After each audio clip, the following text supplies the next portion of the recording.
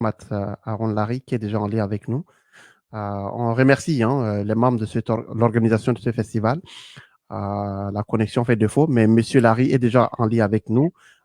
Oui, bonjour. Bonjour, bonjour, monsieur Migoko. Comment allez-vous, grand frère et nos téléspectateurs? Ben, ça va bien, mais si tu permets, on peut aussi se tutoyer. Hein. Vraiment, Ouais, nous sommes là, nous on continue, on jouit de notre citoyenneté, même s'il y a beaucoup de choses qui ne marchent pas, on essaye de survivre.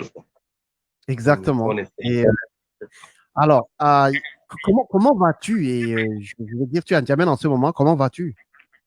Oui, je vais bien, je suis en N'Djamena, je fais que résister, je sors le matin, je vois les autres et je remercie Dieu. Même si ce comment je suis en bonne santé, donc pour l'instant, je vais bien. Et tu dis résister, tu résistes à quoi? Il y a beaucoup de choses à résister parce que, vous savez, en Yémen, c'est pas facile parce que ici, tout ce qu'on fait, vous avez tous les critiques, vous avez tous les menaces, ce que vous savez, mais on ne fait que surmonter, essayer de surmonter les obstacles pour que les gens comprennent leurs droits et ils prennent conscience de leur situation. Donc, c'est ça, quoi. Mais comme je l'ai dit au début, tu t'es engagé et toi, tu as l'audace de prendre la parole, de t'exprimer en N'Djamena en ce moment, dans des conditions peut-être aussi difficiles. Comment tu arrives à faire cela? Quelle est la source de ta motivation? Pourquoi tu as décidé d'être public et de te prononcer sur des sujets aussi importants? Ce qui m'a poussé parce que aujourd'hui, j'ai fait partie de plusieurs organisations de la société civile ici au Tchad. J'ai constaté que souvent, on est là, on fait des choses entre les élites et que le peuple ne comprend même pas ce qu'on fait. Et Mm. donc, moi, j'ai dit non. À un moment donné, la liberté, elle ne se donne pas, mais elle s'arrache. Mhm. Il faut toujours arracher cette liberté. Il faut essayer de résister, dire ce qu'on pense, même si c'est comment. La vie, c'est pour un temps. On n'a pas, il ne faut pas toujours avoir peur de mourir. Il ne faut pas toujours avoir peur de dire ce qu'on pense, même si les autres ne partagent pas les mêmes avis que nous. Mais il faut toujours essayer pour que les autres se comprennent. Et ce qui m'a vraiment motivé, parce que j'ai vu en vous et beaucoup d'autres frères de diaspora qui ont pris les risques, non seulement ici, mais même au diaspora pour penser au pays, penser aux peuples tchadiens qui sont ici. Et donc, moi, j'ai dit, mais pourquoi pas moi-même, je peux emprunter cette chemin et dire ce que je pense, même si c'est comment la liberté textuelle est là et il faut la Mm. matérialiser. Parce qu'à chaque temps, la presse dit quelque chose, mais aussi d'autres personnes qui n'ont pas ces informations. Et moi, j'ai dit non, il faut que je sorte aussi de confort d'écrit et d'autres, que je parle directement au peuple avec les moyens de communication qui sont aujourd'hui tellement disponibles et partout. On n'a même pas les médias traditionnels, c'est grâce aux réseaux sociaux qu'aujourd'hui on commence à dire ce qu'on pense et on dit directement au peuple ou aux dirigeants. Parce qu'une fois qu'on écrit ou on parle seulement aux médias traditionnels, je pense que ni les peuples ni les dirigeants n'ont pas ces informations. Donc, même si c'est comment on essaye de dévoiler certaines choses qui se vivent dans la société, quoi. Donc, c'est ça ce qui m'a vraiment motivé à dire. Hey, wow, et donc ça fait longtemps que tu nous suis parce que moi je viens de te découvrir il y a quelques semaines et puis j'étais tellement impressionné, je vois ce que tu fais, je dis wow, c'est impressionnant. Mais est-ce que ça fait longtemps que tu suis Réseau des citoyens? Oui, c'est depuis que vous avez commencé. Donc, Ah ouais, oui, oui, depuis que vous avez commencé, à mois de juin, j'étais venu sur le Covid aussi, j'ai fait une émission avec vous. Et oui, donc moi, j'ai dit, mais c'est une opportunité pour nous. Avant, on a la chance seulement de suivre Abel Maïna, Makaïla Ngaïbla, Abdelkarim Koundigimi. Mais dès que vous avez commencé avec la radio citoyenne, on a constaté que beaucoup de gens, même s'ils veulent le projet de citoyenneté, c'est grâce à vous qu'on a eu cette opportunité et ce courage de dire aux gens ce qu'on pense. Parce que moi, j'ai constaté, que vous avez commencé à faire avec notre frère, le militaire, qui a eu un problème en arabe, moi, j'ai dit, oui, mais si on parle en arabe local, beaucoup de Tchadiens commencent à comprendre. Pourquoi ok. toujours parler au peuple tchadien en français Hmm, lorsque la majorité ne comprend même pas cette langue? Donc, c'est hmm. comme ça que j'ai commencé à dénoncer certaines choses. Je prends un peu de temps pour dire ce que je pense, parce que souvent, ce que les médias ou certains cabinets nous dictent, ce n'est pas la réalité du Tchad. Si vous Mhm. constatez certaines choses que je commence à dévoiler, par exemple, Oui, vous parlez des jeunes filles ou autres, les gens parlent, c'est les élites qui parlent, en oubliant la masse. Et oui, beaucoup pensent qu'un N'Djamena, ce n'est même pas un N'Djamena, centre seulement le Tchad. en oubliant qu'il y a N'Djamena et périphérie, et le Tchad, c'est 1 284 000 km², ce n'est pas seulement les élites. Si aujourd'hui vous constatez toutes les lois que les élites prennent, c'est en leur faveur, ce n'est pas en faveur des peuples. Si aujourd'hui vous constatez toutes les décisions qu'on prend, ça ne concerne pas les peuples, mais c'est un petit groupe qui sont depuis les années 60 aux affaires et qui ne veulent pas lâcher. Et c'est eux qui décident à la place des autres qui se sentent exclus même des affaires du pays. Donc c'est ça ce qui m'a poussé à dire non, il faut que nous-mêmes on prenne notre destin et on choisit. Tout ce qu'on dit, moi je sais que la démocratie c'est depuis la Constitution de 1962, la liberté d'expression c'est depuis les lois de 1962. On a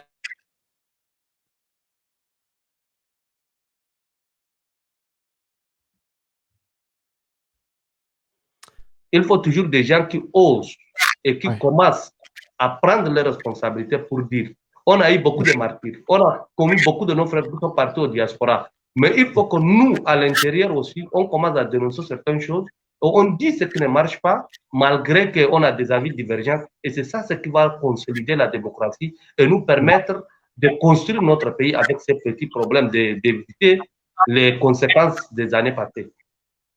C'est ça. Ah, c'est impressionnant et moi, j'admire les jeunes comme toi, l'audace que tu as de t'élever parmi les loups, parmi les lions. Tu t'es dit non, moi je veux parler, je veux m'exprimer. Ça, c'est un signe de sagesse aussi, il faut le dire, mais j'ai vraiment du respect pour des gens comme toi. Et c'est des gens qu'on aimerait vraiment aussi encourager. J'aurais le temps de discuter encore avec toi aussi en privé, mais le fait de venir parler en arabe pour que les gens puissent, la majorité puisse aussi comprendre, c'est aussi une très bonne chose. Et on aura l'occasion de parler de ça effectivement. Mais bon, est-ce que tu reçois des menaces? Est-ce que tu reçois des intimidations par rapport à tes propos, ton opinion, ta façon de t'exprimer? Est-ce que tu as reçu des menaces ou bien des intimidations? Je reçois beaucoup, mais ça ne me dit rien parce que toutes ces menaces, je sais très bien que l'homme ne peut rien te faire, c'est Dieu. Le jour où on peut te faire du mal, même si c'est comment on va te faire du mal. Mais moi, j'ai toujours dit que ce qui m'intéresse, c'est la vie de la nation, c'est que je peux. Et moi, je m'exprime que tant qu'il y a quelque chose, il faut que j'ai des preuves si concernant des individus et je dénonce ce qui ne marche pas, quoi qu'il arrive. Parce que pour moi, la vie est courte. À mon âge maintenant, je ne sais pas que je peux vivre plus que ça. Mais donc, il faut toujours prendre un engagement comme les soldats sont au terrain. Chaque jour, ils prennent des risques et d'autres personnes qui prennent des risques pour nous. Et nous-mêmes, on doit prendre des risques. Et sans risque, on n'aura pas les changements. Et les changements nécessitent que tout le monde commence à apporter leur prière pour le développement de notre pays. Donc, nous, on ne peut pas accepter toujours voir les injustices, voir des choses qui ne marchent pas et croiser les bras à attendre qu'un Messie vienne nous délivrer. Non, moi, pour moi, je dis que chacun de nous doit faire quelque chose pour impacter sa communauté et pour aussi changer la mentalité pour qu'on prenne conscience. Si aujourd'hui des gens comme vous, vous avez accepté de partir ailleurs, mais toujours le cœur attaché au pays pour parler de la citoyenneté et défendre l'intérêt supérieur de notre pays, vous pouvez travailler de l'autre côté comme les autres qui le font maintenant, mais vous avez d'une jour et nuit, vous veillez à notre vie, à notre existence. Moi, je dis non, il faut que moi aussi, j'ai fait ce que je peux faire. Comment amener les autres à prendre conscience et penser à l'avenir de notre pays. Donc, c'est pourquoi moi, je dis non. Même si c'est comment, il faut que je change un peu aussi la ligne. Parce qu'une fois rester écrire, être dans le groupe des organisations, être dans les think tanks, mais tout ça, c'est formel. Et on attend seulement que l'État prenne des décisions, mais on refuse de penser à la population qui est tout proche de nous et qui veulent comprendre certaines choses. Moi, j'ai constaté aujourd'hui la majorité des gens qui n'ont pas étudié. Et souvent, des gens utilisent abusément leur pouvoir pour intimider, pour détourner les biens de la République dans leur propre compte et aussi ne pas travailler pour la nation. Même si c'est comment, aujourd'hui vous êtes ministre ou président de la République, vous êtes là que grâce à ces peuples. Et si ces peuples n'a pas, les gens refusent d'être transparents, refusent de dire ce qu'on ne pense pas. Et on utilise seulement les religieux et certains intellectuels malhonnêtes pour détourner le bien de la République. Et rester, moi, je dis non, il faut qu'on dise ce qu'on pense, même si les autres ne veulent pas accepter, on dit pour que les autres aussi prennent notre part afin de changer la situation de notre pays. Donc, le changement, pour moi, ne vient que de nous-mêmes. Si nous, on refuse de dire ce qui ne marche pas, ça veut dire que nous sommes tous complices. Et j'ai tendance à dire que nous sommes tous acteurs de la société civile, partis politiques, comme les partis au pouvoir et le gouvernement, nous sommes tous complices de la situation de notre pays. Car certains de nos frères, pour leur intérêt matériel, pour leur survie, ils sont capables de vendre même la nation. Et c'est qu'ils le font chaque jour. Donc, moi, j'ai dit non, il faut que les autres prennent conscience. Et même si c'est comment on dit ce qui ne marche pas, afin de trouver des solutions nous-mêmes. Pas attendre quelqu'un d'autre qui vient nous délivrer. Absolument. Waouh, il nous faut des jeunes Tchadiens comme toi. C'est incroyable. Et j'ai vu tout dernièrement aussi, tu es allé rencontrer les filles mères ou les filles prostituées, je ne sais pas, mais on a fait des émissions aussi, on a tellement dénoncé ces choses-là. On appelait les gens aussi à écouter les cris de ces femmes-là. J'ai vu une vidéo où tu es allé à leur rencontre. Des choses que les hommes politiques ne font pas. Comment c'était ton expérience avec ta rencontre avec ces filles mères? Moi, j'ai travaillé avec la plupart des organisations des femmes au Tchad. La plupart. Je peux dire à 90% ou 99%. Mais moi, j'ai constaté que toutes ces organisations de femmes ne cherchent que le financement et suivent la politique du gouvernement et parfois c'est les partenaires ceux qui les dictent. Et elles refusent de descendre sur le terrain pour voir la réalité de notre pays. Y compris les religieux, si vous avez constaté à un moment donné, on a commencé à critiquer parce qu'ils sont dans leur bureau, on les paye à chaque sortie, le gouvernement les paye et ils ne disent que ce que le gouvernement veut. Par contre, aujourd'hui, vous quittez seulement le marché central. Vous faites le centre de la ville d'Indiamène, vous trouvez les filles de 12, 13 ans, elles sont en débauche. Et vraiment, beaucoup de ces filles sont devenues des filles mères. Personne ne s'occupe de leurs sœurs. Les 3 filles que j'ai prises, parce qu'elles étaient nombreuses, je n'ai pas voulu montrer toutes ces filles-là, c'était à Boutalbagar. J'ai pris l'échantillon de 3 filles. Une fille de 15 ans qui a été violée par 2 hommes depuis 4 jours. Et je viens de porter plainte, c'est lundi qu'on va convoquer son père et les autres. Et il y a l'autre, c'est une fille de 17 ans qui partait au marché Mokoro. Elle a eu un enfant, les parents l'ont rejetée, elle est toujours avec les amis, on les a pris pour mettre quelqu'un là. Personne ne s'occupe de son sort. Il y a l'autre fille, c'est une fille de 18 ans qui a accouché il y a 2 ans. Elle, maintenant, avec son enfant, elle ne sait même pas quoi faire. Et la personne qui l'a engrossée est partie se marier à une autre et ses parents l'ont abandonnée. Et donc, j'ai pris seulement l'échantillon de ces filles. Sinon, à Boutalbaga, vous partez à Gassi, à Walia, vous trouvez ces jeunes filles-là. Elles pleurent lorsqu'elles vous parlent. Beaucoup d'entre elles, certains vous disent que j'étais violée par les maris de ma tante, les maris de ma grande sœur. Et les parents ont pris de l'argent pour se fermer la bouche. Et d'autres vous disent, on était parti à la justice, on était parti avec les organisations des femmes, mais personne ne nous a aidés. Et donc, lorsque ces filles partent, elles pleurent. Et les autorités, ils sont dans leur bureau, ils prennent des lois, ils s'en fichent de tout ça. Mais pire encore, on a encore d'autres formes de jeunes filles qui ont perdu leur mari et qui personne ne s'occupe ni d'elles ni de leurs enfants. Et c'est ces gens-là, on a identifié la majorité sont des policiers, c'est des militaires, les enfants des enseignants. Et elles sont là, la majorité d'entre elles, personne ne s'occupe de leur sort. Comme vous savez, les militaires, chaque ville, ils voyagent, ils vont se marier et ils n'ont pas d'argent pour s'occuper de leurs enfants. Et les filles, parfois, ils se marient ou ils ont des enfants avec, on les laisse à la merci de Dieu. Et donc, en N'Djamena, je vous assure que si vous sortez en dehors de centre-ville, les gens vivent l'enfer et surtout les jeunes filles. Parler de mariage, de l'âge ou de ne pas l'âge, même si c'est 20 ans, 30 ans, il y a un phénomène ici en N'Djamena aujourd'hui. Il y a des filles qui travaillent, elles n'ont pas de mari. Même elles cherchent avec leur argent, les gens ne les marient pas. Il y a des jeunes filles qui viennent en concurrence, qui sont toujours violées par des autorités. Moi, ce qui m'énerve, c'est ça. Si vous sortez dans les différents jardins alentours de N'Djamena, nos cadres de la République, ils prennent les filles de 12, 13 et 14 ans. Ils s'amusent avec ces filles. Parfois, ils disent qu'on n'a même pas besoin de filles de 18 ans. Les 20 ans, ils ne les gèrent même pas. Et ils sont là et au vu aussi de tout le monde. Et c'est eux qui viennent parfois dans les médias pour parler de défense des jeunes filles. Donc, on a de sérieux problèmes ici à N'Djamena. Et beaucoup de parents, par exemple, vous prenez le quartier nord de N'Djamena. Vers le quartier sud, les filles, même si c'est comment, elles accouchent et les gens gardent. Mais vers le quartier nord de N'Djamena, dans les lycées et dans nos foyers, les gens ne font que des avortements. Les filles de 13, 14 ans, elles ne font que des avortements. Et les gens cherchent à fermer ça pour ne pas dire. On viole les enfants, même dans les écoles coraniques, même dans les madrasas, même dans les lycées. Et personne ne dénonce. Et tout ça, les gens veulent fermer et ils font leur réseau, ils sortent seulement à la télévision. Par exemple, maintenant, on parle de 16 jours d'activisme. Tous les financements, si aujourd'hui vous voyez les partenaires financer une organisation, sachez que la personne est nommée directrice ou directeur ou ministre quelque part. Son organisation, on vient financer pour défendre ses idéologies.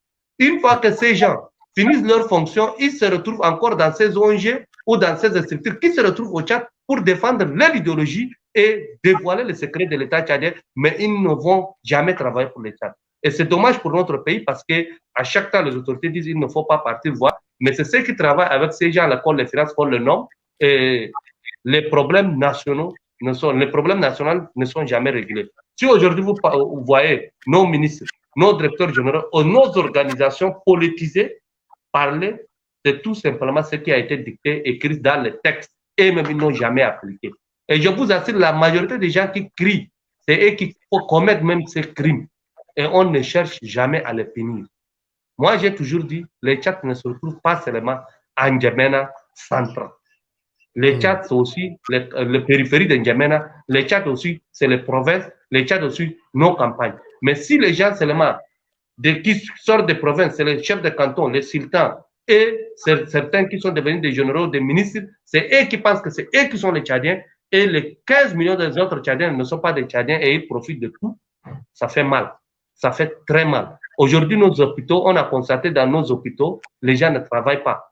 On parle toujours de défendre les femmes. Moi, pour moi, s'il faut défendre les femmes, nos mamans quittent à 4 heures du matin pour vendre des légumes au marché central. On n'a jamais vu les autorités le soutenir. On n'a jamais vu les partenaires le soutenir. Mais les gens font avec leurs enfants. On dit entrepreneuriat des femmes. On amène les jeunes filles pour laver les légumes. On dit on les apprend à entreprendre. Laver les légumes, entreprendre, c'est vraiment bizarre.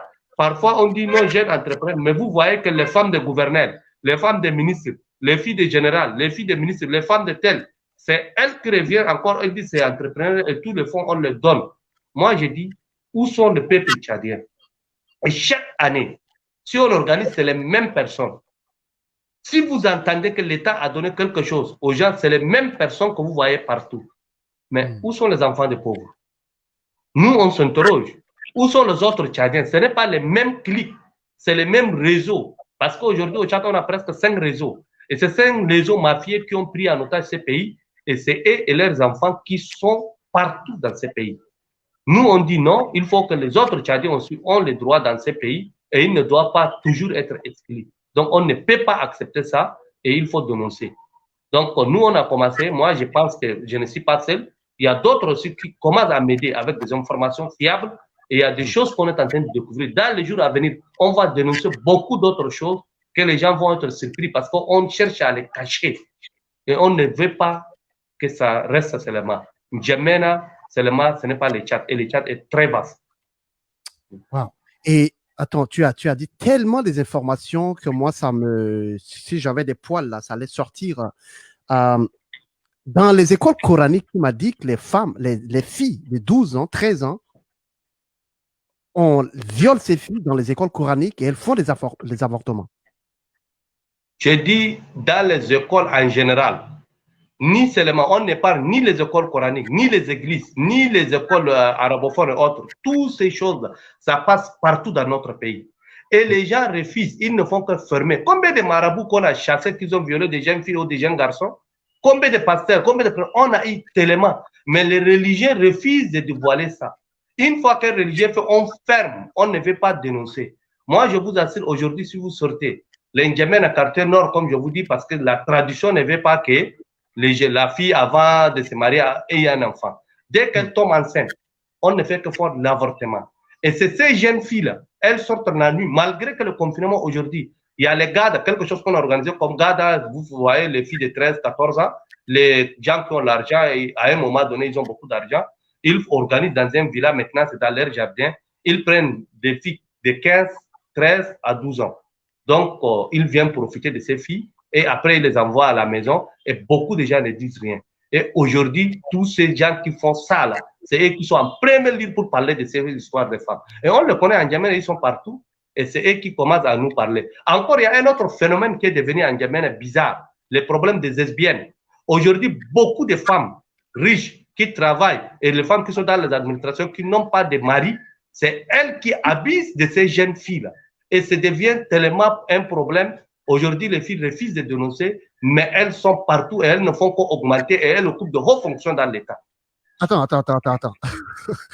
Il faut, je vais prendre moi un gorgée d'eau parce que, waouh, tu me dis que des femmes tchadiennes qui sont lesbiennes, elles abusent des autres filles dans des maisons, dans les concessions. Donc, oui. Oui. Même dans les institutions. Beaucoup des institutions, si vous commencez à demander, beaucoup de filles, elles nous ont révélé que beaucoup de leurs camarades, parfois c'est les directrices, parfois c'est les chefs personnels, c'est des lesbiennes qui ne les laissent même pas. Ils commencent à abuser d'elles dans les toilettes, même dans les institutions. Et elles sont nombreuses dans leurs véhicules. Ils ont toujours des poupées, elles sont partout. Et même les policiers l'ont découvert à plusieurs reprises. Ils les arrêtent à l'aéroport, elles amènent avec les pénis.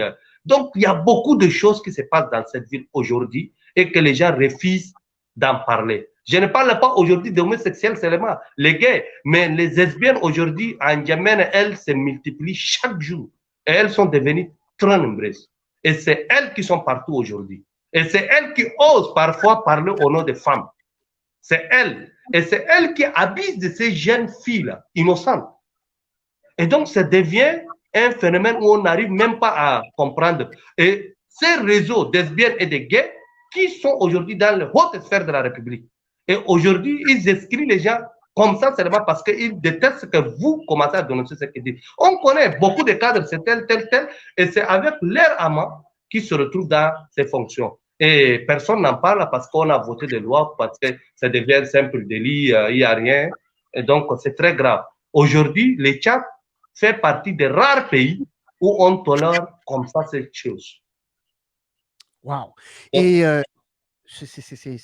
je savais qu'il y a des lesbiennes, je savais qu'il y en a, mais tel que tu me dis là, il y en a comme, elles sont nombreuses. Ça, j'en doutais parce que j'en connais un peu dans les. On m'avait montré les noms, les photos à RTL, des fonctionnaires aussi, j'en connais un peu. Mais pour moi, ça, c'est des minorités, c'est pas beaucoup. Mais tel que tu m'expliques, c'est un phénomène qui est élargi. Je te pose une question précise. Oui. Es-tu pour ou contre qu'on légalise l'homosexualité au Tchad? Parce qu'ils sont nombreux, ces gens-là. Je suis contre. contre. Non, je suis contre. Je suis contre la légalisation. Je suis contre parce que, en tant qu'Africain, en Afrique, nous, on ne connaît pas ça. En Occident, je dis que c'est normal. Mais dans mon pays, comme ce n'est pas légalisé, moi, je suis contre. Parce que tous ceux qui le font, et ils le font ils se cachent. Ils ne sont pas comme en Occident, ceux qui demandent légaliser. Mais ici, moi, je fais partie de ceux qui sont contre et je suis pour la pénalisation et non la légalisation. Donc, mais le problème, c'est ça, parce que comme on ne légalise pas, tu es en train de faire un travail de fond. Ces femmes-là, ou ces hommes gays, ou ces femmes lesbiennes, se cachent parce que ce n'est pas légalisé. Et c'est là où le danger est là. Comme ce n'est pas légalisé, les gens se cachent et ils font des choses horribles. Si on légalisait, on n'allait peut-être pas violer les filles, là, comme tu es en train de les défendre. Parce que comme c'est interdit, tu vois, l'interdiction attire, hein. Ça attire les gens, tout ce qui est interdit. Oui, mais maintenant, le mariage est légal, mais les gens abusent des jeunes filles. Malgré que le mariage est légalisé entre hommes et femmes, mais les gens n'ont pas cessé de violer, n'ont pas cessé d'enlever des jeunes filles. Mais ils peuvent se marier, mais ils ne veulent pas. C'est ça l'être humain. Parfois, on dit légaliser, oui, mais même ce qui est légal, les gens ne veulent pas respecter. Combien de fois ce qui n'est pas légal? Moi, mon problème, c'est quoi? Quelque chose qui n'est pas légal. Et on tolère. La tolérance administrative qui est aujourd'hui au Tchad, donc on tolère. Et il y a beaucoup de choses qui se voient comme ça. Donc, nous, par exemple, quelle est notre vision? Qu'est-ce qu'on veut? Quel Tchad qu'on veut? On dit vision Tchad 2030, mais est-ce qu'on est en train de respecter ces visions? On n'a pas une vision pour la génération. Aujourd'hui, les Tchadiens, on commence à abandonner nos cultures, abandonner nos traditions. Mais même si on prend, par exemple, l'homosexualité, on veut s'identifier à qui? On veut s'identifier à quelle nation?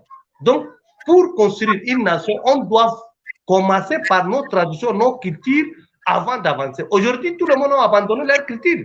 Tout le monde a abandonné les religions. Tout le monde... Mais maintenant, on est en train de faire les débauches que personne n'arrive à maîtriser. Moi, ce qui m'a fait plus mal, et ce qui me fait plus mal, nos religieux sont devenus des politiciens qui ne sont là qu'à la solde du régime. Ils sont là seulement qu'à la solde de ceux qui sont riches et ils disent tout ce que ces riches veulent. Ils disent tout ce que les partenaires veulent, mais ils s'en fichent de la réalité de notre nation. Pour moi, il faut demander aux concernés, qu'est-ce que vous voulez? Si aujourd'hui, la tendance est avec la majorité, en tant que démocrate, moi, je m'en fiche, parce que pour moi, chacun a son opinion, chacun a sa vision des choses. Mais je m'en fiche des autres. Mais ce qui m'intéresse aujourd'hui dans mon pays, c'est le respect des règles, le respect des lois, et chacun doit vivre sa foi, chacun doit faire ce que lui il veut en respectant les textes de la République. Si aujourd'hui, ces homosexuels, ils veulent réellement ça, il faut que l'État prenne quelque chose. Si l'État légalise, moi, en tant que démocrate, ce n'est pas mon problème. Hein? Mais si l'État ne légalise pas, ils n'ont pas de moralité et ils veulent faire, c'est leur problème. Moi, je ne juge personne sur ces comportements. Ce qui m'intéresse, c'est défendre l'intérêt de tout le monde. Et en défendant l'intérêt de tout le monde, chacun de nous a sa vie. Ce n'est pas mon problème. Exact. Et ben, l'autre chose, c'est une information, hein, je pourrais te donner encore plus, mais il faut comprendre. Les gens, nous les Africains, on dit que l'homosexualité, le gay, là, ça, c'est pas un problème africain, ça vient des Occidentaux. Malheureusement, c'est vrai, c'est un problème africain. L'homosexualité a commencé quasiment aussi en Afrique. Il y a un pays que je suis en train de... J'ai déjà publié, je vais te sortir le nom. Tu vas aller vérifier parce que tu es un politologue, tu es un intellectuel, tu es quelqu'un de très intelligent. Tu vas aller faire des recherches. Un roi africain, avant même que les colons, avant même que les colonisateurs débarquent en Afrique, ce roi-là était un homosexuel. Il n'avait pas de femmes. Il couchait seulement avec des hommes. Et il n'y avait pas de problème. Donc, ça a commencé en Afrique. Mais les gens pensent que c'est les Occidentaux. Mais c'est faux. C'est faux. C'est en Afrique. Je t'enverrai le lien. Et moi, c'est un autre débat. On ne va pas trop développer aujourd'hui. Mais je respecte ces gens-là. J'habitais à Marjanda Fak. Marjanda Fak, ça, c'est mon quartier. Ouais. Je vivais là-bas pendant que je travaillais en N'Djamena. Et mon voisin, dans une famille, il y a un des enfants du voisin, lui, c'était gay. Donc, les hommes venaient chez lui, couchaient avec lui, et ses parents, ses frères le tabassaient à mourir. Un jour, il était venu frapper à ma porte. Il dit, Migo, je vais te parler. Et il m'a expliqué. Il dit, c'est pas quelque chose que je cherche. Je suis comme ça. Tu peux me donner une fille nue à côté, je ne peux rien faire. Je ne sens rien pour les filles. J'ai une attirance pour les garçons. C'est pas moi. Je veux même me délivrer de ça. Amène-moi à l'église. Ça, c'est les gars musulmans. Il dit, amène-moi à l'église. Peut-être que les pasteurs vont prier sur moi et que peut-être que je veux... Lui pense que c'est une possession. Je dis, non, c'est pas une possession. J'ai dit, viens avec moi à l'église, mais c'est pas satanique. Tu es comme ça. Si tu ne peux pas, essaie d'expliquer à tes parents. Et ça, c'est un gars musulman au quartier Marjanda Fak. Peut-être qu'il est là en train de nous suivre, qui est venu m'expliquer cela. Donc, les gens pensent que c'est un problème des Occidentaux, des Blancs. C'est pas vrai. C'est pas vrai. Et quand tu fais un travail de défense des droits de l'homme, ces gens-là aussi, on doit les défendre. Ce sont avant tout des êtres humains. Mais ça, c'est une parenthèse. On ne va pas revenir là-dessus. Peut-être tu peux encore en développer parce qu'il y en a beaucoup, comme tu peux le dire là, des filles lesbiennes au Tchad, des hommes gays au Tchad, ils sont nombreux. Ils sont très, très, très nombreux. Alors, ça, c'est une parenthèse. Parlons de la politique au Tchad. Tu es d'accord avec moi que ça ne va pas bien et tu n'as pas la langue dans ta peau, tu dénonces des choses. Qu'est-ce que tu penses de la vie politique au Tchad, ton point de vue? Toi, tu es politologue. Si aujourd'hui, on te tendait le micro, Monsieur Larry, quelle est votre opinion sur la politique au Tchad? On aimerait t'entendre. Merci. Premièrement, je suis d'accord avec toi lorsque tu me parles de c'est un problème africain. J'ai fait aussi recherche sur ça. Je sais ça commençait comment en Égypte, tout ça. Je connais tout ça. Mais comme tu dis, chacun a sa manière de voir. Moi, je vis avec eux. Je n'ai pas de problème avec ces gens. C'est leur point de vue. Moi, je défends mon point de vue. Et donc, je n'ai pas de haine envers personne. Hein. Même eux, ils ont droit, comme tu as dit. Et si tu me parles de politique au Tchad, honnêtement, moi, je dis politique au Tchad, on fait la politique comment? Parce que moi, je dis toujours que les Tchadiens vivent parce qu'il n'y a pas quelqu'un qui cherche à vraiment gérer le pays comme il le faut. Les gens sont là, c'est comme c'est des étrangers qui sont venus, on les a confié quelque chose, mais personne, ni dans la vie, les partis politiques, ni les partis au pouvoir, personne ne cherche vraiment à gérer le pays comme il le doit. Pourquoi je dis ça? L'administration publique qui est dans le système français aujourd'hui, comme au Tchad, normalement, ce qui doit être neutre en dehors de la politique, l'administration qui doit être au service de la nation, l'administration aujourd'hui au service de ceux qui sont au pouvoir. Et aujourd'hui, si vous demandez, même ceux qui sont en train de défendre le système en place, défendre l'idéologie du parti, pour eux, on doit manger, même début part, on s'en fiche. Et dès qu'ils sont devant le micro, ils insultent les autres, mais dès qu'ils vous tournez le micro, c'est eux qui sont les premiers à critiquer le système et critiquer leur chef. Aujourd'hui, moi, je dis, si aujourd'hui au Tchad, nous sommes là comme ça, il n'y a pas un système politique qui est là pour défendre la nation. Mais il y a des hommes qui se sont regroupés pour chercher leur propre intérêt et cherchent à disperser. Et ces gens, la majorité d'entre eux, ceux qui sont dans les partis politiques, d'opposition comme dans la majorité, ils ne font que chaque jour détourner et les mettre leurs biens à l'extérieur du pays. Et ils s'en fichent. Beaucoup ne construisent même pas chez nous ici. Leurs enfants ne sont pas ici au Tchad. Leurs femmes accouchent ailleurs pour avoir d'autres nationalités. Et en attendant que même si aujourd'hui début tombe, ils vont fuir le pays. Et donc, honnêtement, les Tchadiens vivent comme il n'y a pas quelqu'un qui est là à guider ce pays. C'est pourquoi, si vous constatez, aujourd'hui, le président prend des décisions, personne n'exécute. Parce que l'autorité de l'État a disparu. On a des ministres qui ne savent même pas c'est quoi être ministre. Les fonctions ministérielles sont devenues un amateurisme au Tchad aujourd'hui. Un ministre qui n'est même pas respecté par les plantons. Un directeur général qui n'est même pas respecté par les vendeurs de poules. Parce que pour eux, c'est quelqu'un qui est venu de nulle part. Il n'a pas l'éthique administrative, il n'a pas l'autorité. Et c'est des individus qu'on les a amenés. Et ces gens, eux-mêmes, une fois dans l'administration, au lieu d'apprendre, de ressaisir, ils ne font que piller et ils veulent fuir. Donc, honnêtement, au Tchad, parler de la politique, ça vous donne à vomir. Parce que personne n'est là, honnêtement. La politique, c'est l'art de gérer la société. Mais les gens ici, ils veulent gérer seulement leur ventre. Ils ne gèrent rien du tout. Ils ont divisé les Tchadiens du nord au sud, du centre à l'est. Partout dans nos petits villages, ils ont créé des conflits. Et ces conflits que vous attendez aujourd'hui, agriculteurs, éleveurs, éleveurs, le conflit des chefferies, tous sont créés de toutes pièces et qu'on a mis déjà incompétents pour gérer notre société et pour gérer le pays. Aujourd'hui, je vous assure, si vous demandez même un enfant au Tchad, c'est quoi la politique, il va vous dire que c'est des menteurs et on ne croit à personne. Et ça fait mal. Ça fait mal. Donc aujourd'hui, vous me dites, quel homme politique qui aspire les Tchadiens, il a quel programme? Je vous assure qu'il n'y a même pas un.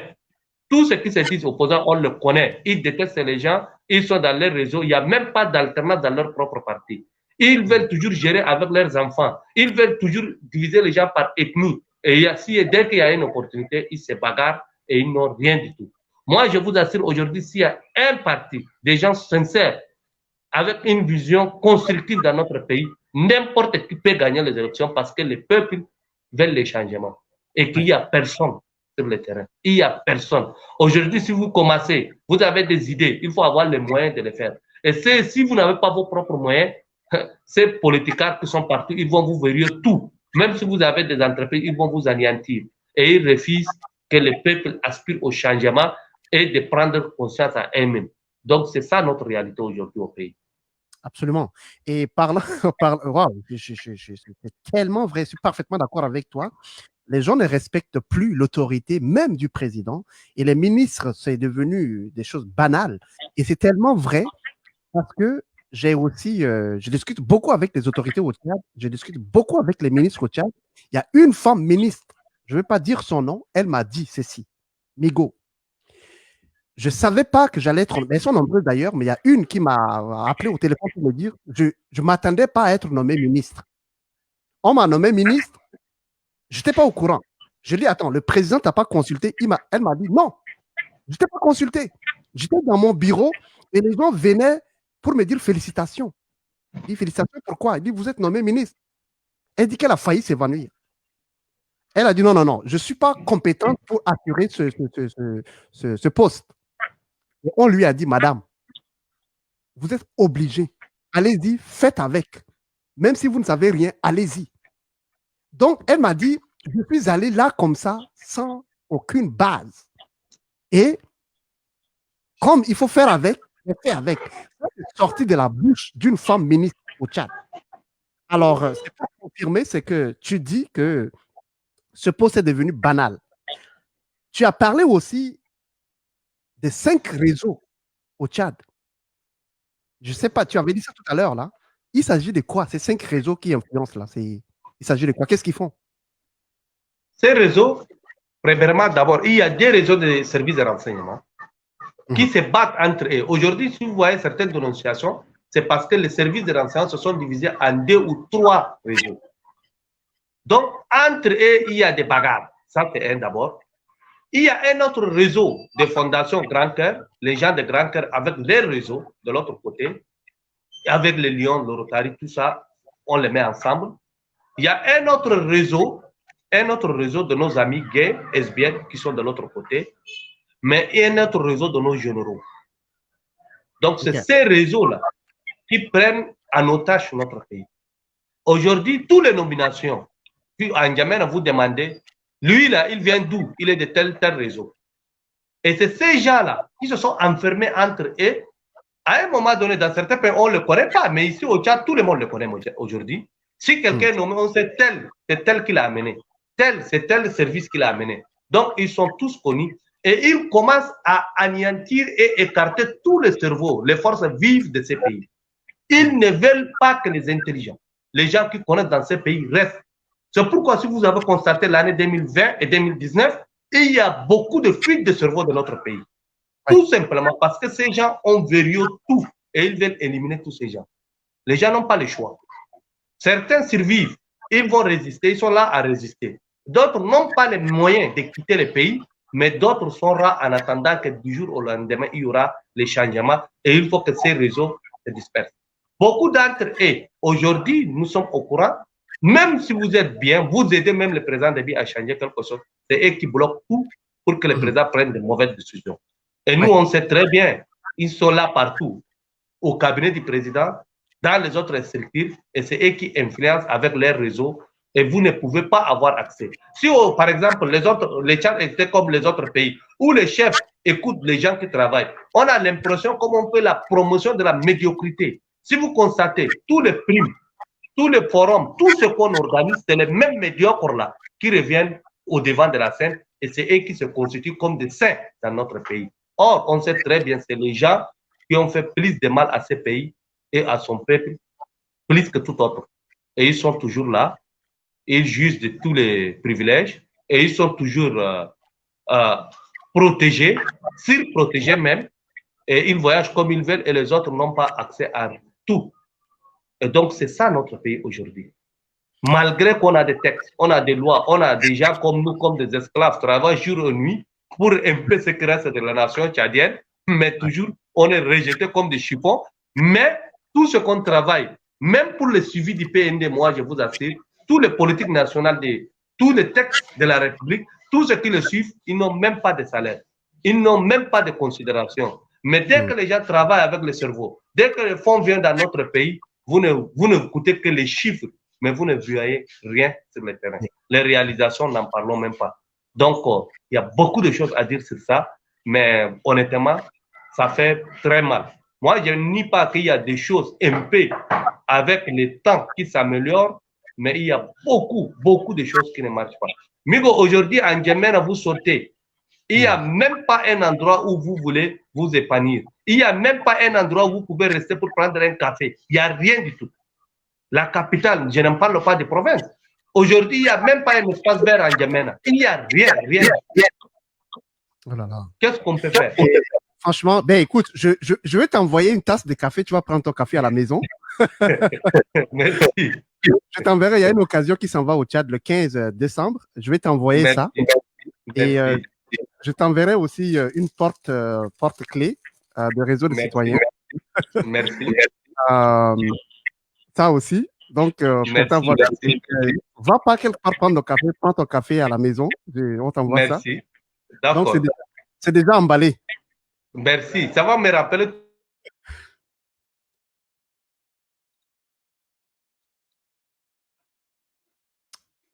Ah là là, la connexion est en train de perturber. Mais j'espère qu'il va revenir. Alors, ça, ah là là, je l'adore, je l'aime. J'aime des gens comme ça.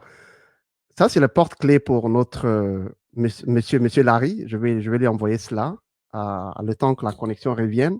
Je vais aussi lui envoyer cette tasse à café là. Et on aime des gens comme ça qui parlent sans langue de bois là. Ça, c'est déjà emballé pour lui. J'espère que la connexion va revenir parce que j'ai encore quelques questions à lui poser. Il nous parlait de ces 5 réseaux là et c'est tellement vrai. Il y a le réseau des généraux. Les réseaux de généraux, j'espère que la connexion il va revenir parce que ouais. Les réseaux de généraux, c'est aussi vrai parce qu'il y a un des généraux qui, je vous ai dit, hein, lui, il s'en fiche des décisions du gouvernement, des déclarations du président lui-même, il s'en fout complètement. Il a pris en otage ce général-là, la ville de Mundou, la ville de Doba, la ville de Kumbra et la ville de Sarr. 4 villes. Ces généraux ont pris en otage. Et il impose aux commerçants les taxes sur les sacs qu'on les charge là. Le gouvernement a dit un sac doit coûter 200 francs. Ils sont partis à la télé. Le président lui-même a tapé sur le poing. C'est 200 francs partout au Tchad. Ce général a dit Kadab. L'État, c'est moi. Il force. Jusqu'à présent, alors je vous parle, les commerçants payent 2000 francs au lieu de 200 francs. Au vu et au su de tout le monde, le président lui-même est au courant. Les ministres sont partis à Mundou pour régler cela. Il leur a dit non. État, c'est moi. Répartez. Jusqu'à l'heure où je vous parle, ce général impose les commerçants, ils payent 2000 francs. C'est pour approuver ce que M. Larry a dit. C'est tellement vrai. Donc, ce réseau est très fort, plus fort que l'État. Il parlait aussi de réseau de grand cœur. Ça, c'était notre problème. Le grand cœur est au-dessus, même des autorités tchadiennes. Et les ministères, ils viennent comme des enfants du grand cœur. Et c'est le grand cœur qui dicte les choses. Vous avez vu, madame, la jeune ministre est allée représenter grand cœur. La ministre va représenter une association. Si ce n'est pas au Tchad, où est-ce que vous pouvez voir ça? Et c'est le grand cœur qui fait des dons au ministère au Tchad. C'est-à-dire l'État va commander quelque chose à des ONG tchadiens, donc le grand cœur, qui leur donne des choses. C'est tellement vrai ce que M. Larry a dit. Et pour les amis gays, les lesbiennes, ça c'était notre réseau. Mais des êtres humains qui veulent jouir de leur vie, moi personnellement, j'ai pas de problème. C'est leur vie. C'est leur vie. Et moi, je suis pour qu'on leur laisse. Menez votre vie comme vous voulez. Et ça, c'est mon point de vue, mais on reviendra pour parler de l'histoire des gays, là. Mais les gens pensent que ça, c'est l'histoire des Blancs, c'est amené de l'Occidentaux. C'est faux. C'est complètement faux. L'histoire des gays, des lesbiennes, c'est en Afrique. C'est pas quelque chose d'importé. Non. J'ai mis le lien dans les commentaires, là, vous allez voir, ils ont expliqué. Il y a un roi africain. Lui, il était gay. Entre-temps, les colons n'étaient même pas encore arrivés au Tchad ou bien en Afrique. Ils vivaient et tout le monde, il n'y avait pas de problème. Tout le monde savait que notre roi, c'était gay, il couche seulement avec les hommes. Il n'y avait pas de problème. Donc, ce n'est pas quelque chose qui est importer des Occidentaux, des Occidents. Non. Et c'est un problème universel. C'est un peu partout dans le monde. Et au Tchad, je vous garantis, M. Larry a dit, ils sont nombreux au Tchad. Très, très, très, très, très nombreux. Les lesbiennes et les gays.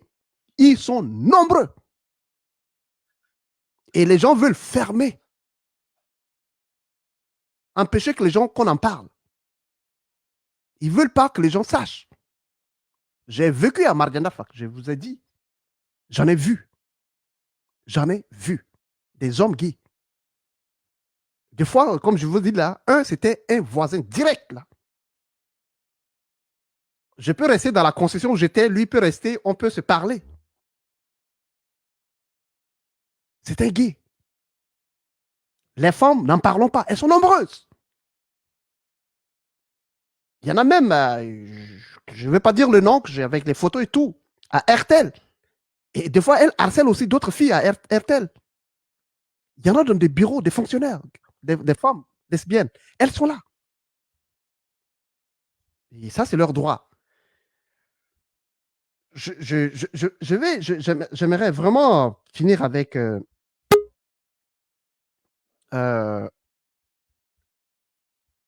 Monsieur Larry. Je ne sais pas qu'est-ce qui est arrivé. J'espère que quelque chose de grave ne pas. Parce que les gens n'aiment pas qu'on dise la vérité au Tchad. Hein. Alors, rapide, restez en ligne. Je vais essayer de le reconnecter. Et entre-temps, je vais connecter aussi Monsieur Mahmoud Ali Seyid. Restez en ligne. Entre-temps, je vais écouter rapidement nos frères là. Le président de l'association des étudiants, Sali, a été coupé.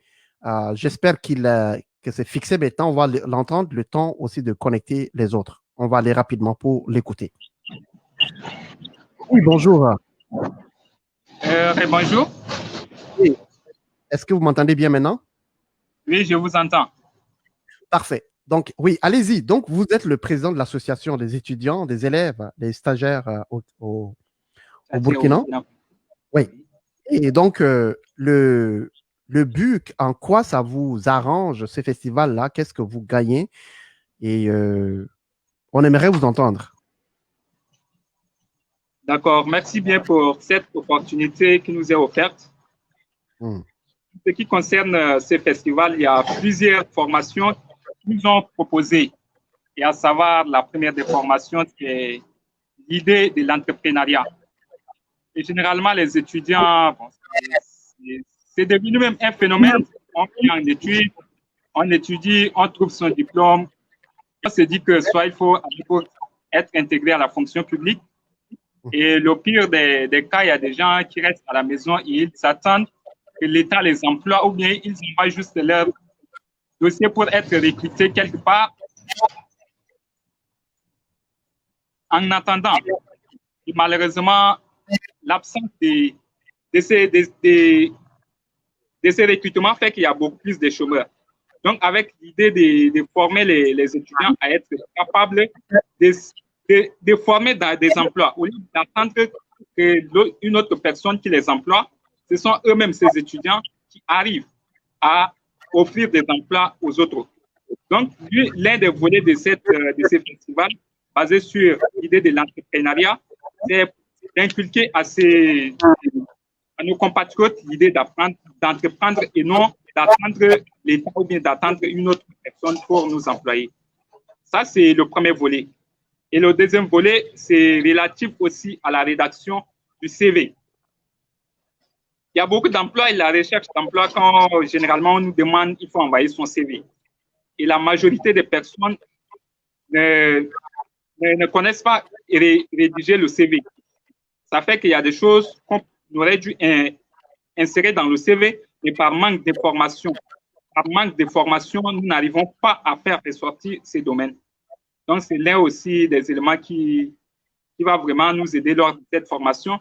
Et la troisième des formations, c'est qui concerne les étudiants en médecine. Et là-bas, le thème de la formation, c'est de la science à la philosophie. On a tendance à dire que les médecins, c'est tellement la santé. Et bon, moi, si je suis un étudiant en médecine, je suis en 6e année de médecine, on ne se donne pas vraiment à connaître d'autres domaines. on se laisse enfermer dans notre domaine. Et avec l'idée d'aller de la science à la philosophie, c'est aussi une manière d'offrir d'autres opportunités, de permettre aux étudiants en médecine de penser au-delà de la pensée médicale, de prendre aussi l'être humain. Quand on soigne une personne, ce n'est pas seulement le côté physique ou sanitaire qu'il faut tenir compte, mais aussi le côté moral, social et tous ces paramètres.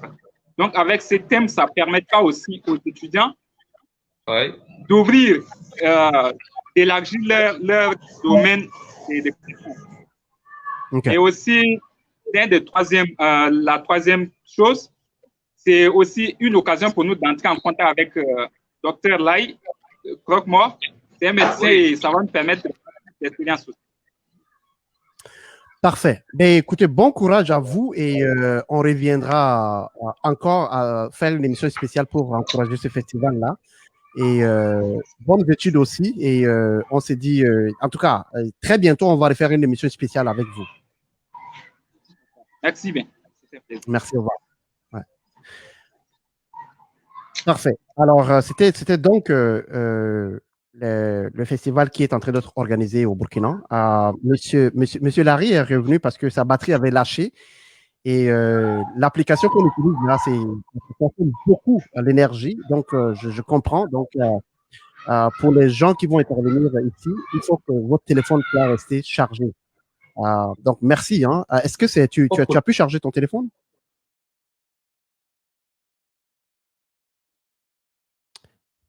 Oui. Ton micro est fermé, Monsieur Larry.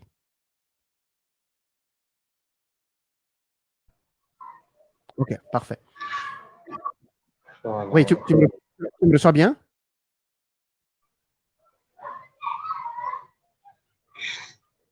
Oui, Monsieur Larry. Allô? Oui, Monsieur Larry, est-ce que tu me reçois bien?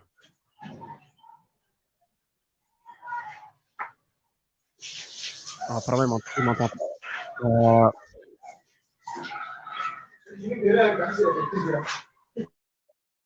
Oui, Monsieur Larry, est-ce que tu me reçois bien?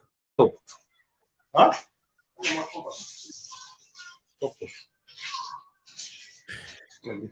Oui, bonsoir. Est-ce que tu m'entends?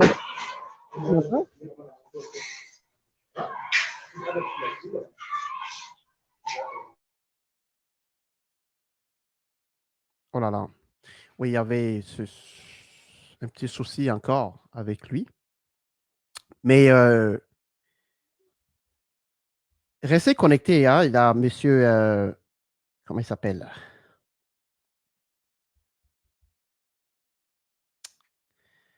Mahmoud Ali Saïd. Je ne sais pas s'il est impatient. Il ne voulait pas attendre. Je ne sais pas pourquoi. Mais oui, effectivement, on a débordé l'heure à laquelle on a fixé. Je vais continuer à le relancer.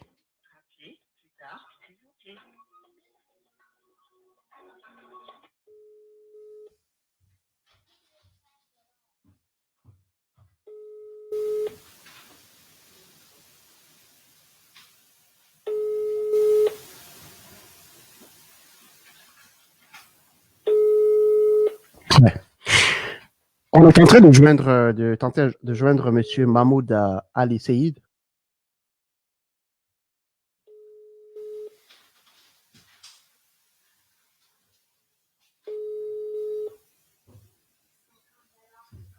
Non, son téléphone n'est pas fermé. Je lui ai appelé, hein, je lui ai parlé au téléphone. Je lui ai parlé au téléphone, il n'y avait pas de problème. Mais là, on va essayer, monsieur Larry. Oui. Oui, monsieur Larry, est-ce que vous m'entendez maintenant?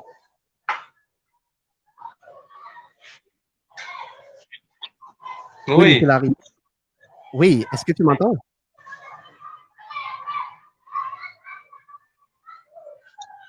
Non. Est-ce que tu m'entends?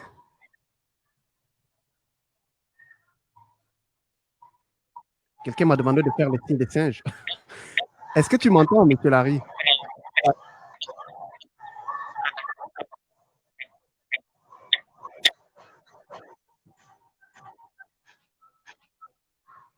Ah, c'est dommage. Oui, est-ce que tu m'entends, monsieur Larry? Est-ce que tu m'entends?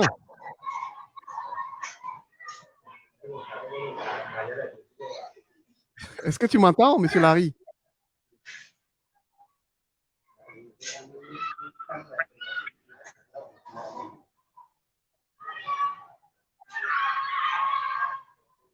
Oh là là, c'est dommage. Je vais, je vais essayer de l'appeler sur son téléphone.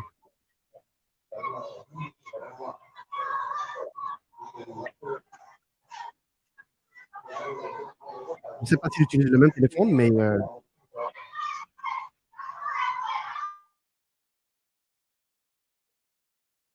ouais. Et il n'arrive pas à nous entendre.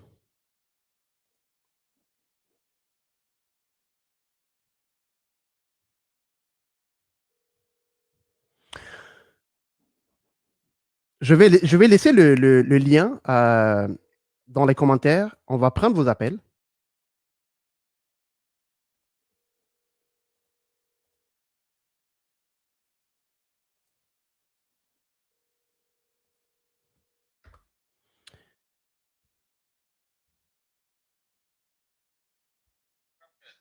Oui, il y avait. Tu m'entendais pas, hein? Oh, oui, oui, c'est bon déjà, j'ai oublié. Ah, OK. Donc, tu as pu régler?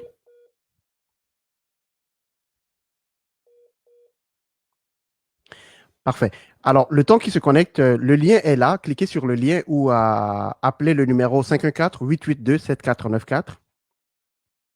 On aimerait aussi vous entendre par rapport à ce que M. Larry a dit. Est en train de se connecter, est en train de s'arranger à se connecter. Le lien est là dans la section de commentaires. Cliquez sur ce lien-là pour nous écouter. Et il y a beaucoup de gens saluent, en passant les gens qui nous écoutent depuis le lien YouTube. Beaucoup de gens nous suivent aussi depuis YouTube. On vous dit bonjour.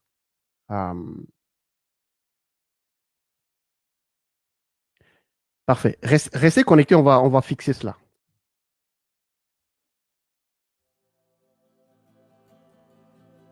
Tu es élève de 3e ou de terminale, tu aimes l'écriture. Alors tu as jusqu'au 10 décembre 2020 pour t'inscrire à la toute première édition du Grand Prix littéraire Mini Mini Médard, organisé par Réseau des citoyens et ses fiers collaborateurs. Les 3 finalistes remporteront des montants en argent dont un premier prix de 350 000 francs CFA. Les gagnants seront aussi annoncés lors de la grande remise des trophées à N'Djamena à la Maison de la Femme le 19 décembre 2020. Nous remercions nos partenaires de l'événement. Electron TV, réseau des écrivains et auteurs du Tchad, Talimcom, Wenak Lab, réseau des jeunes pour le développement et le leadership au Tchad. Ne manque pas ta chance. Tu as jusqu'au 10 décembre pour t'inscrire et soumettre ton texte.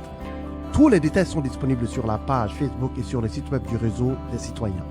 Des conditions s'appliquent. Bonne chance à toutes et à tous.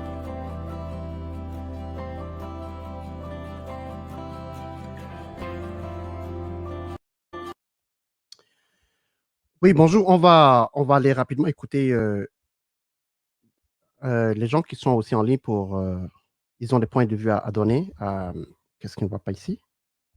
OK. Parfait. J'ai Amat Bédé Toulomi qui est déjà en ligne avec nous. On va l'écouter et les autres aussi sont connectés. Oui, bonjour. Bonjour Amat. Bonjour Nico et bonjour à tous les auditeurs. Comment ça va? Ben, écoute, ça va bien. Toi, ça va bien? Oui, ça va, parce que la dernière fois, ça va pas du tout. Ouais. Ouais, exactement. Mais si tu permets, comme Larry est revenu, je reste en ligne. On va le laisser finir et puis je te donne la parole. Tu peux rester en ligne, OK? Ok. Merci. Oui, est-ce que tu m'entends maintenant, Monsieur Larry? Oui, oui, c'est bien, c'est bien. Je pensais qu'ils sont venus, te kidnapper. Non, non, pas encore. Je suis là jusqu'à là. Écoute, avant de te laisser conclure, parce qu'on apprécie beaucoup ta franchise et comme je l'ai dit, c'est des hommes comme ça qu'on veut au Tchad. Tu passes par 4 ce que tu penses, tu t'exprimes, tu donnes ton opinion. Ça, je le fais comme ça, je n'ai pas encore consulté les autres, mais je le fais directement. Je veux te proposer chaque samedi, pour un sujet important au chat que tu penses qu'il y a quelque chose qui se passe, tu choisis un sujet. Tous les samedis, si tu es disponible, on aimerait que tu viennes chaque samedi nous parler des réalités du Tchad ou du N'Djamena. Chaque samedi. Je suis d'accord, je n'ai pas de problème, je vais venir. Ah, super. Super. Je vais venir. Comme ça, on va réserver le plage horaire pour toi uniquement parce que c'est des informations factuelles, c'est des choses qui se passent sur le terrain, c'est des choses que on veut l'entendre, que toi, tu vas chercher. Et ce que nous encourageons aussi, c'est ça. Donc, je vais en parler aux autres. Chaque samedi, on va te donner le temps de micro, 1 heure, 30 minutes. Tu nous dis ce qui se passe au Tchad parce qu'on a soif d'écouter ces choses-là. Alors, merci d'accepter cela. Et on va te laisser conclure. Tu as 5 minutes pour conclure parce que beaucoup de gens veulent aussi intervenir. On te laisse merci. Merci. Moi, tout ce que j'ai dit aux autres, c'est de ne pas accepter parce que la liberté, elle ne se donne jamais, elle s'arrache. C'est à nous de relever les défis et dire ce qui ne marche pas et chercher à imposer notre volonté. Parce que notre volonté, celle qui peut, c'est le peuple qui décide de tout. Nous ne devons pas accepter les dictats des réseaux, nous ne devons pas accepter les maltraitants. Donc, l'État est révolu et on va arrêter seulement quelqu'un pour le tuer comme ça, pour ne pas dire. Donc, aujourd'hui, même si c'est comment nous, on doit dire et se relever la tête pour dire ça suffit, le Tchad doit changer, le Tchad doit être comme les autres pays du monde. Donc, c'est ça ce que je dis, je n'ai pas d'autre chose à ajouter. Merci. Et on sent l'amour, hein, l'amour de notre pays, l'amour du Tchad. Tu as le drapeau derrière toi, tu parles, on voit la sincérité, on voit l'amour que tu as. Et c'est cet amour-là qui va nous pousser loin. C'est pas que tu as bien l'amour de ton pays comme tu l'as. Et je pense qu'avec ça, déjà l'amour va faire naître l'espoir et la volonté de faire avancer les choses. Alors, tu es un modèle pour beaucoup de la jeunesse et on te remercie. Et bon repos. On va t'entendre le samedi prochain. Merci, merci grand frère. Merci. Au revoir. Merci, au revoir.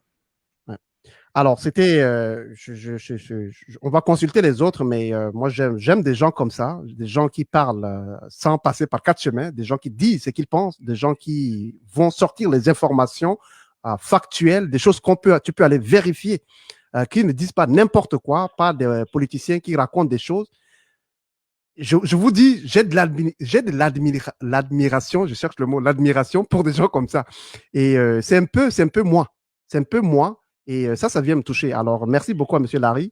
On va aussi parler tout à l'heure là avec les autres membres de l'équipe, mais chaque samedi, on aimerait l'entendre. On va lui laisser le temps de micro avec le sujet qu'il veut. Alors, restez en ligne, je vous vois, vous qui êtes déjà en ligne ici. On va d'abord écouter Amat. Et puis, je prendrai, il y a Ali qui est déjà aussi là. Pas Ali Seïd, mais un autre Ali qu'on aime aussi beaucoup. Il est déjà là. Il y a Youssouf. Il y a d'autres personnes. Oui, Amat, on t'écoute. Bonjour, Hugo. Oui. Merci beaucoup et bonjour à tous les auditeurs. Oui. Et, donc, je salue aussi le courage du frère Ahmad là, qui vient de parler. Et je pense que c'est vraiment du genre à encourager parce qu'il parle sans peur de poids sur tout ce qui mine notre société. Et moi, je voudrais juste rebondir sur les réseaux d'intérêt et le coup d'influence. Je ne sais pas si les gens t'entendent, mais est-ce que c'est possible de parler un peu plus fort? Okay. Donc, j'en profite un peu de parler un peu des groupes d'intérêt ou bien, c'est-à-dire de lobbies qui prennent en otage tout, c'est-à-dire l'administration publique tout comme privée. Et malheureusement, aujourd'hui, force est de constater, comme il l'a dit, c'est-à-dire il y a une dépravation totale des mœurs par rapport, en tout cas, à tout ce qu'il a énuméré, et puis surtout l'implication de grands cœurs dans la gestion quotidienne de l'État. Et Migo, je ne sais pas, peut-être que je dois vous demander aussi cette question. Est-ce que la Constitution de la République du Tchad connaît le titre de première dame comme institution ou bien comme dépositaire de pouvoir? Non, pas du tout. Peut-être qu'ils ont fabriqué ça. Je n'ai pas lu ça quelque part. Mais c'est une très bonne question qui mérite que le peuple tchadien puisse se prononcer parce que on voit que Inda Déby, la première dame, prend vraiment de la place. Hein. Et ça, c'est inquiétant. Mais je ne pense pas qu'il y en a dans la Constitution. Hein. Mais exactement, parce que c'est une aberration institutionnelle. Et aujourd'hui, il faut savoir qu'il y a l'ombre de cette organisation mafieuse, c'est-à-dire dans toute la vie politique, y compris dans la vie, c'est-à-dire la vie publique des citoyens. Et pour cela, ça se traduit aussi par le fait que la première dame, là, aujourd'hui,